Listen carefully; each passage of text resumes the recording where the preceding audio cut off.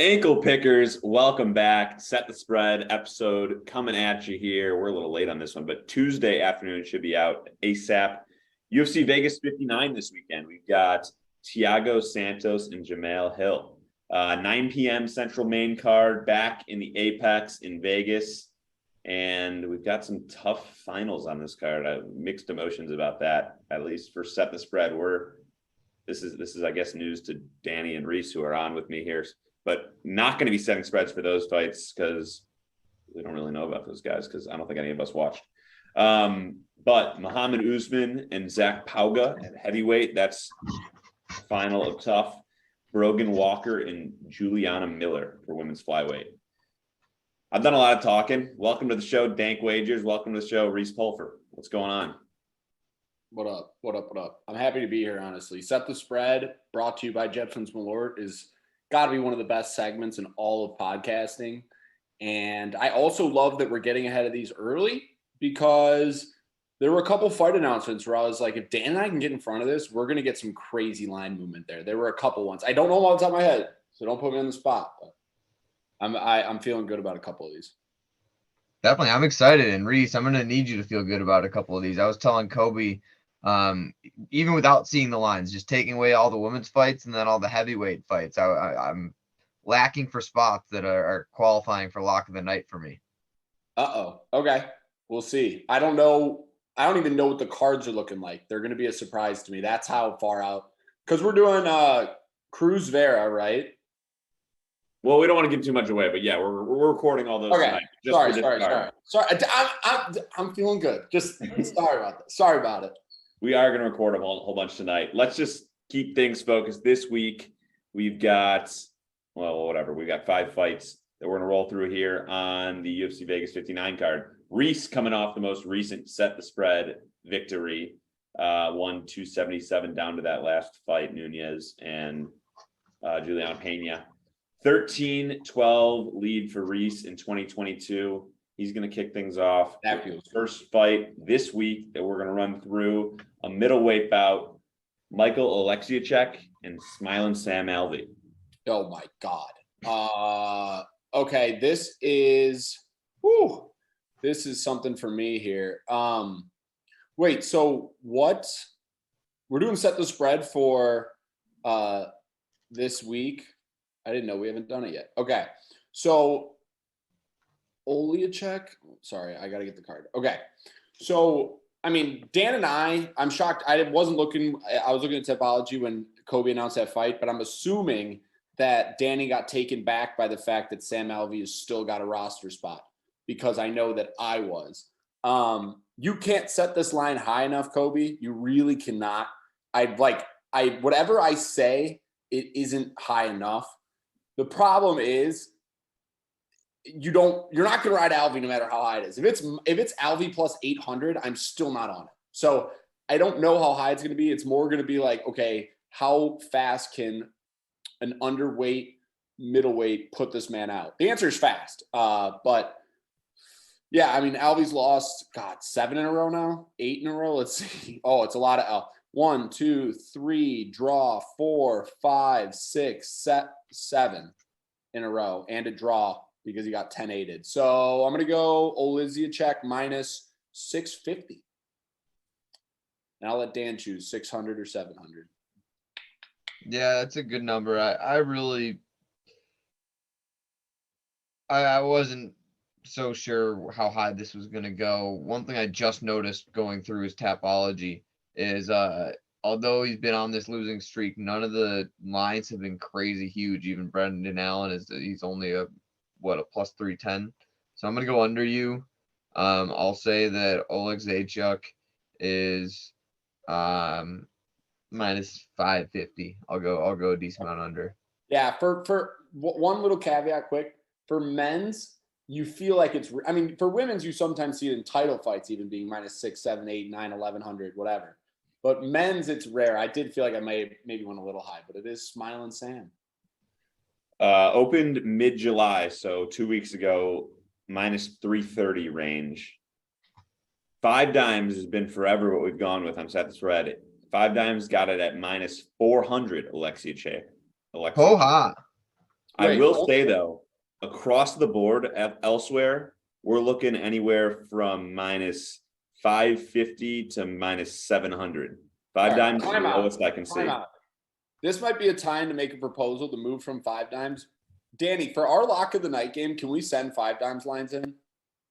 We're not really supposed to. That's what I'm looking up right now. Is we're not supposed to be using best fight odds for a lock of the night because sometimes it's whatever a little bit sticky in terms of when they update it. So I'm trying to go to 5 dimes' actual website and see if that line is real. I'm not trying to lose this point here. If it gets all the way to minus 700 some places, I want to see what we're actually at here. So I'm trying to get to the 5 dimes actual website. 600 on DraftKings, 600 on BetMGM, 600 on Caesars, 590 BetRivers, 650 FanDuel, 590 Unibet, 556. See, I'm not trying to make a scene, but this could be a swinger here. Okay, I mean, we might just have to throw up an asterisk on this whole thing. I just went to the 5 dimes MMA page for this card. Like, I was just scrolling. I wasn't really paying attention, but I scrolled through the whole thing until I got to the OJ check, and now I just know the line. Like, I just went like that. That was so absent-minded, but like I totally just went to the 5 dimes page and just none of us stopped you either, which is even worse. Like, this matchup is fully under investigation. Yep. All right. It's 600. It's 600 on 5. 600's a push. Funnier enough. Wait, Danny, do you know all the lines or no? No, I straight up actually you can look at my whatever. No, I believe you. It would have to. I X'd it out the second I realized it. If we can go back to the footage, it's probably a funny moment where I realized oh shit, I'm just looking at lines. Dan, we're gonna have to take your word for this. Do you know the lines, or did you just absentmindedly scroll through them? I absentmindedly scrolled through them. I definitely don't know. I take Dan's word. We'll keep running it. That 600 though is a push. We might want to cut that part though. No, this is great. Oh man. All right. Well, we'll see if there's a boycott on Twitter. This is a push right off the bat. But let's Kobe, either pull up actual 5 dimes, pull up fightodds.io or get off of I got 5dimes.io up now. Okay. Are they honestly, consistent? Are you seeing 600? We might wanna go with the actual sponsor of the UFC and just get DraftKings lines. I'm good to make that change. I'm good with whatever. That's so fucking funny. All right. It's the DraftKings line for Alvey Alexiejczuk is 600 per fightodds.io. Still a push. Okay. All right. I would like DraftKings a lot better if it was 590 or something. I don't know what it is. It's 600. Okay. That's what we're gonna roll with here for the rest of the episode and the rest of whatever we're recording today and going forward. All right. Dan will lead us off for women's flyweight bout Ariana Lipsky and Priscilla Cashwella. I'm gonna ding this one. Watch. In all honesty, I am not even sure who to make the favorite here. Both Brazilians. We've got 33 years old in Cashwella, 28 years old in the Queen of Violence, Ariana Lipsky. I want to say that Lipsky's on the better win streak. Is that correct? What's Lipsky been up to?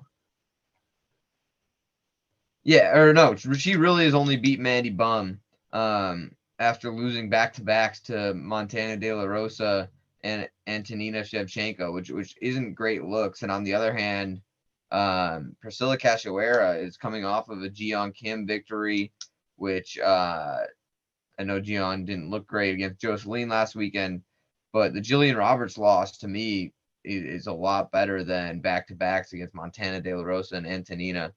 So I'm going to go with the older woman here. I'm going to go experience. Priscilla Cashwella -125. Yeah, this is so weird because I also was a coin flip on who should be the favorite. So hopefully it's not like a -200 and we look dumb. Cashwella to me became famous, and famous might be the wrong word, but like became a notable name, not for the right reason. She holds the record for the most significant strikes absorbed in a UFC fight in her debut against Valentina Shevchenko. It was like 200 landed and she didn't land one, which is tough. She also has dropped fights that have aged better. Like a Molly McCann loss used to be really bad. Not really bad, but like it's a lot more respected these days. So I'm going to have to say that I have Lipsky being the favorite. And the main reason why is just because of name value. And you're probably just like, what do you mean? She hasn't put together that much of a streak. Well, she models on the side. She was a hot prospect coming in that JoJo Wood fight. Going into the JoJo Wood fight, for example, or she also fought Molly McCann. She was -275 against Molly McCann when Molly McCann went. I'm willing to bet that Priscilla Cashwella wasn't close to that. It was, I can actually tell you because they both fought her. Priscilla Cashwella, when she fought Meatball Molly, was +165. Their careers definitely took a different trajectory, but I'm going to flip the script on Dan. I'm going to say Lipsky's the favorite. I'm going to say Lipsky's the favorite -130. We'll see if old Vegas was as smart as new Vegas. -175 Lipsky. But I do think there's value on Dan. I don't hate your line. I do think there's value on Cashwella. Yeah, I really do. Kings +150 Cashwella. That's looking like a women's dog, but we'll see. We'll do some taping and get back to it. Also, Country Club. Now that we made the official change in Set the Spread, brought to you by Jefferson Malort, we should reach out to DraftKings and say, "Hey, we're using your lines for our show. I'll get on it as nothing but executive producer. We have nothing but betters. So you might even be CEO of this ship. So 1-0 Reece, heavyweight bout. 1-0-1. 1-0-1. Prelims. Augusto Sakai and Sergey Spivak. Reece lead it off. Another just one that I think is hard to place. I hope that's not going to age poorly when Dan sets his line, but I don't know who I want in this one. I mean, I greatly respect both of these men, but for different reasons. Sergey Spivak is more of your traditional, I don't know if he's, a black belt in Russian Sambo or whatever, but he is your typical grappler who can mix in the strikings. I mean, he got a TKO and a TKO over Greg Hardy, TKO over Bandera, very similar styles. Drag you to the ground and pound. Also beat up on Tuivasa, subbed him. So his ground game's decent. Tuivasa's headlining a main event in a couple weeks. So it's there. Sakai on the flip side is a guy that's touted for his ability to strike. And although he's fallen on tough times recently, it's all big names.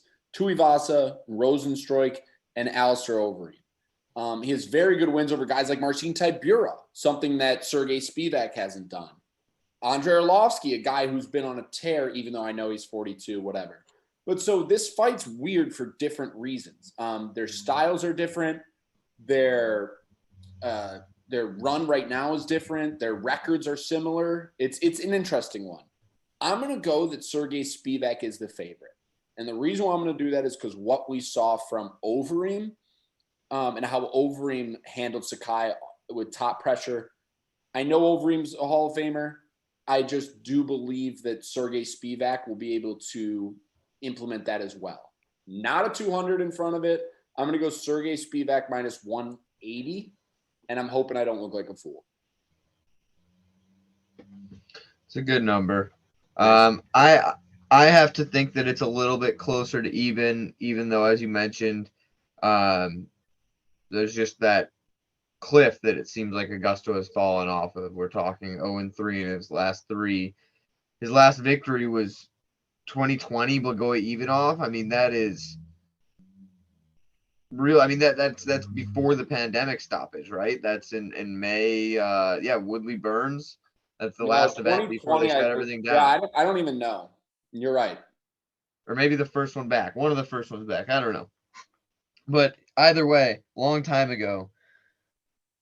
There's still some name value there. I think that in general, Sergey Spivak has a lot of success against either one-dimensional or really specific heavyweights. I mean, Greg Hardy, you can hardly call a UFC caliber fighter. Alexei Oleinik at age 50 is hardly what he used to was. I think Augusto Sakai gets more respect from Vegas than close to -200, like you said. I'm gonna go with Spivak, still a favorite, but only -140. I might have messed up. I did feel like 80 was high. How about 255 Spivak? Wow. Whoa. More value. That's huge. But Dan, let me ask you a question. Are you rushing to the ticket booth to get that in on Sakai? I don't know. I don't know if I am. I'm being honest. I don't know if I am. It's heavyweights. Yeah, I'm not a big heavyweight believer. But heavyweight would play into the favor of taking a big dog because there's that fast of swings. You're not wrong. That's an interesting one. Let's see if we can shop some lines here. Oops, I clicked something wrong. But Spivak, or I'm sorry, Sakai's best line, bet online, you can get him plus 222. 222. Wow. It's a lot. For a skilled heavyweight, like you guys said. Anyways, 2-0 Reece. Dan, you can make things real interesting and get both of these last two. And we'll have to scramble for one of these fights here, but we'll figure it out. Anyways, we got a co-main event, welterweight bout, Jeff Neal and Vicente Luque. Dan, lead it off.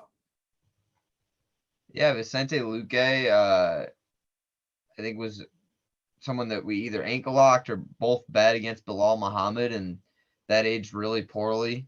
We made the comparison or the description in the past that he's a guy who's happy to fight, who whatever kind of fight his opponent wants to fight, and he'll try and take it to you in your style. I think he'd be advised to not do that against Jeff Neal, who really is striking, and that's it. Which is why I have to have Vicente Luque as a favorite. He just brings so much more tools, so many more tools. I think he can obviously hang with the striking. The speed isn't so much of a difference I'm concerned with. It's to me the size might be the only thing. So I'm gonna go with Vicente Luque -185. Yeah, that's similarly to where I had it. Dan, so I think that if this was before the Bilal Muhammad fight, if you switched Bilal Muhammad with Jeff Neal, so he fought Jeff Neal already and the Bilal Muhammad fight never happened, I think we're seeing a -200 for Luque. I do think people weirdly soured on Luque after that Bilal Muhammad performance. Jeff Neal, on the other hand, beaten Bilal Muhammad, and that was an old Bilal Muhammad, but it's still a notable win nonetheless. It's worth adding. Guys like Stephen Thompson, though, who also beat Vicente Luque, had a little bit more success against a guy like Jeff Neal, and I think that the Thompson-Ponzinibbio fights are more representative of how this fight's going to go than the Neal Magny / Bilal Muhammad fights. Vicente Luque is going to be willing to stand and bang with this guy in the pocket. He's going to be willing to potentially take this to the mat if he has to. However, I think it's going to be lower. I think Dan overshot it just a tad. I'm going to go Vicente Luque -160 because at 180, I'm too scared to lay it. 160 is where it's getting a little bit closer, where either side's more of a flip for me. Quick question. Do you think Alex Morono is a good emulation or has the capability to emulate someone like Vicente Luque. Maybe a poor man's Vicente Luque, because I'm just looking up and down the Fortis roster and seeing who's been active recently, seeing what Saif has been up to, seeing who Jeff Neal's been getting rounds in with. Maybe, I don't know. I'm really just making things up, throwing stuff at a wall, seeing what's sticking on your mind. But yeah, well, I just kind of absorb that. It's not assume, but like I just kind of absorb that the right training partners are going to come in for these hot. I'm not talking about the prelims. We're talking about main events, co-main events. They'll get the right people in to train with.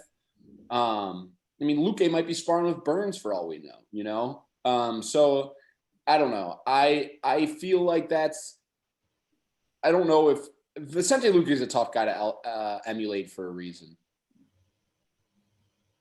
Opened 175 Luque mid-July, went down to about minus 150 Luque, and currently sitting minus 185 Luque. Poha. Poha. Slow rolled me, Code. Wait, did I ding that? Yeah. No, 190. Okay. I'm sorry. You hit 185. You said 185. The number's 190. Oh, okay. Okay. I was with Danny. I was confused. Yeah, Dan gets one. And we've got a main event, a light heavyweight main event between Jamel Hill and Thiago Santos. So Reece, go ahead. And have I clinched this, or does Dan need this to push the No, top? it's 2-1. I need this. Okay. I mean, Jamel Hill's the favorite, in my opinion, and it's mainly just the stock market. People are buying on Jamel Hill. I'm not saying people are selling on Santos, but he is 1-4 in his last 5. He's an exciting guy. I'm most of the time. That Rakic fight sucked. But he's a guy who I don't want to say has lacked power recently, but he's gone 3 straight decisions. He's had a tough time finding his spots. The question is, how far can that split decision loss to John Jones that a lot of people scored for Santos take him? The win over Blanchowicz, how far can that take him? I think the steam from that's died off. That was 2019. He was 35, 36. He's now 38. He's lost 1 and 2 in his last 3 decisions. Jamel Hill's a guy who's looking to take the torch and run with it. Beat up on Johnny Walker, vicious knockout. Beat up on Jimmy Crute, a guy that I have a ton of I think so highly of Jimmy Crute. I just don't think it's going to be that high of a favorite, though, because of the resumes we're talking about. I mean, Santos has fought all the who's who. I know he's 38, but he has fought all the who's who. Jamel Hill, on the other hand, it's like, are we taking any weight in his TK over OSP? Not really. Are we impressed with beating Glidson Abreu? Come on. Darko Stozic, not even here. No head movement, leaves himself to be hit. He's back in Russia or whatever. So you have to take some of these with a grain of salt, knowing that his best win is Johnny Walker, or Jimmy Crute, a guy that literally just fought Santos and also lost. So it can't be Jamel Hill minus 200. I just do think Dan might get blindsided by how high it is for Hill, because from what I've seen in the MMA card community, people love Jamel Hill. They love this guy. And so I'm going to go Jamel Hill minus 170. And I'm feeling pretty decent. It's a good number. This is really a tough line to set. You're 100% right. I mean, both sides are super unproven, unreliable to me. And I say unproven with a veteran like Thiago Santos. And I'm more talking this post-split decision with John Jones, Thiago Santos, the post-double knee surgery, knee replacement, Thiago Santos. That's an important for a guy with his Muay Thai style. That's pretty important. And he's 1-3, with the only win being the guy that Jamel Hill just won more impressively. But that doesn't, to me, say Jamel Hill a huge favorite. I don't know. This is really tough, because I do think you're right on the narrative that people are on Jamel Hill and people are souring on Thiago Santos. I like your 170. I really wish you had gone 200 and I could go like 170. I don't want to go so hard against the legend.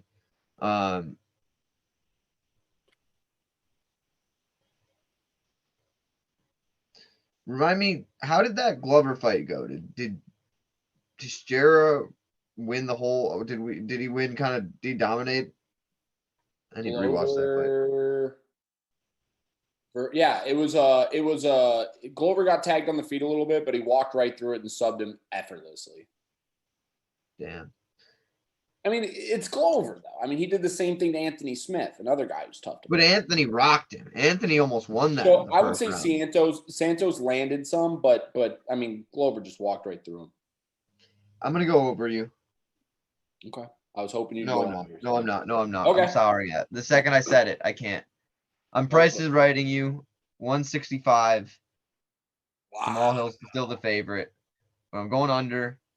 Thiago Santos is still a legend. And I'm not even saying that performance against John Jones is what's holding him up anymore. It's the experience. It's the veteran versus up-and-comer. Experience matters in this sport. Maybe Thiago's over the hill, but experience matters. Jamal Hill is your favorites, minus 265. Huge. Boom! Poha! For those who have this on higher volume, I apologize for the yelling. That's what you came here for. A big old fucking poha. For the boys. I gotta say, tonight's Set the Spread really didn't help my confidence going into the weekend. But we can feel very proud about the fact we know Dan's an honest man. Got that going for us. Didn't see the lines. Anyways, Reece takes a 2-spot lead, the season-long series, 14-12, and we will move it on to next week. Reece, I guess before we close up, we'll be back probably pretty soon after this with the main app this week. Yep. And will you be in-house for the main app? I'll be there this week. Yep. Cool. I'm looking forward to it. So that'll come out shortly thereafter. But close us up, Reece. What I had setting to do first.